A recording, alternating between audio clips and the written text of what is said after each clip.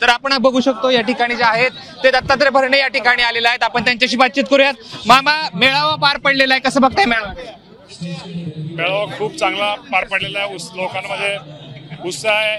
खरं तर पावसामुळे थोडी अडचण आली, लोकांच्या गाड्या वगैरे खूप खरं तर बाहेर थांबल्या, लोक राहिले, थोडी पावसाची अडचण आली, परंतु ठीक आहे, उत्साह होता. लोकांना जो जायचा तो मेसेज गेलेला आहे. दादांनी लोकांना शेतकऱ्यांसाठी बजेटमध्ये काय काय योजना आणलेल्या आहेत, महिला भगिनींसाठी असतील, आमच्या विद्यार्थ्यांसाठी असतील, त्या योजनेच्या माध्यमातून लाभ सगळ्यांना मिळणार आहे.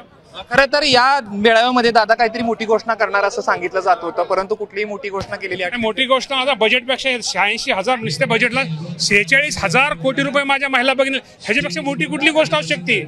शेवटी ज्याचं दुःख त्यालाच कळतं, ज्याचं जळतं त्यालाच कळतं. एखाद्या आमच्या महिला भगिनीला जर प्रत्येक भगिनीला 1,500 रुपये प्रत्येक महिन्याला घरात त्याला जर हातभार मिळाला तर तिला किती खूप मोठं त्याला संरक्षण आहे, याचं आपल्या सगळ्यांना माहिती आहे. बारामतीमधून विधानसभेचं रणशिंग फुगलं प्रचाराचं असं म्हणायचं का?